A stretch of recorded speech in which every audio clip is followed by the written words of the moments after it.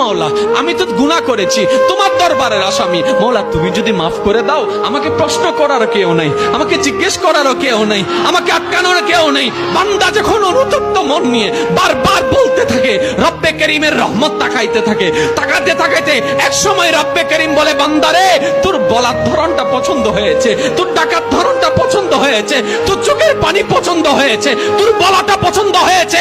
এবার মওলা বলে, আমি তোর সারা জীবনের কত গুনাহ করছিস? বান্দা বলে, মওলা 40,000 পার হয়ে গিয়েছে। কেউ বলে যে মওলা পাহাড় পরিমাণ হয়েছে, কেউ বলে যে মওলা আসমান পরিমাণ হয়েছে। এবার মওলা বলে যে আমি মাফ করে দিলাম, আমি মাফ করে দিলাম, আমি মাফ করে দিলাম, আমি মাফ করে দিলাম, আমি মাফ করে দিলাম, আমার বান্দাকে আমি মাফ করে দিলাম। ফেরেশতা বলে, মওলা এত বড় গুনাহগার, এত বড় আসামি, হাজার গুনাহগার, হাজারটা গুনাহ তওবা করেছে একবার, মাফ চেয়েছে একবার, তুমি মাফ করে দিলা, তুমি মাফ করে দিলা। রব্বে করিম বলে, মাফ করবো না তো কি করব?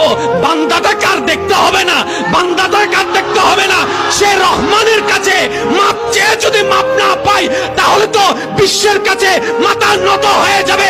আরে সে রহমানের বান্দা, জাত্তার বান্দা না, যে রহমান হচ্ছে ইন্নাল্লাহ আলা কুল্লি শাইইন কাদির।